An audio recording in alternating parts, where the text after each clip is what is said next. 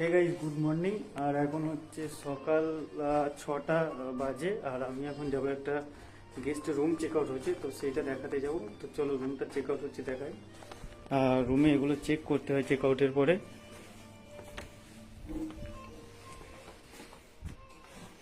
এটা হচ্ছে check out room. আর এই রুমটা মোটামুটি দেখে নেবো আমরা। এখানে সব কিছু ঠিকঠাক আছে, এগুলো ঠিকঠাকই আছে। আর এইগুলো বেড টেডগুলো ঠিক আছে, টিভিটাও ঠিক আছে। এখানে টিভি রিমোটটাও ওইখানে আছে, ঠিকই আছে টিভি রিমোটটা ওইখানে। আর আমরা বাথরুমে রেখে নেবো কোনো কিছু হয়েছে কি না। তো বাথরুম তো ঠিকঠাকই আছে এইখানে। আর এটা হলো বাথরুমে সব কিছু ঠিকঠাকই আছে, কোনো কিছু ভাঙেনি, কোনো কিছু হয়নি।